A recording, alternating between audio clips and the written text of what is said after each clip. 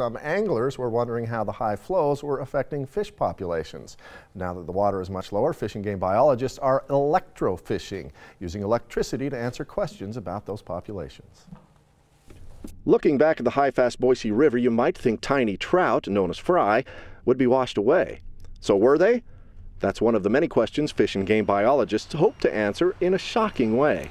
Yeah, there's a little ditto in there. They zap the water with electrical currents, shocking up fish to capture and study. Rainbow trout spawn in early spring, and in rivers flowing naturally without any dams, the timing generally works out.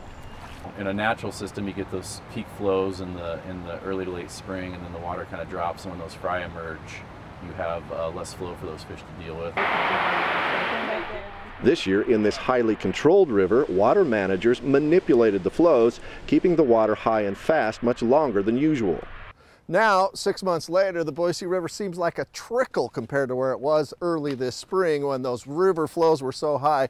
In fact, you can see how high it was in May and June. But Casanelli says high water can be beneficial for fish. High water is not a bad thing for rivers by any means. It moves gravel around, it creates new spawning areas, it shifts gravel, it cleans gravel, and so high water is a good thing. It flushes everything. Clean gravel improves spawning habitat over the long term. In the short term, these biologists are shocking up fewer rainbow trout fry and even smaller numbers of brown trout fry, like this one. This spring, in months when brown trout emerged, the river was 2,000% higher than average. Casanelli says other factors may have played into the drop in numbers, which is not catastrophic. Overall, he says the health of the river that runs through Idaho's largest city is good.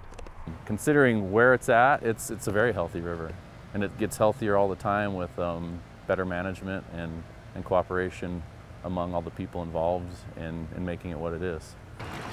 This study looks only at trout born in the river system. The thousands of rainbow trout fish and game plants in the Boise River are sterile and do not reproduce.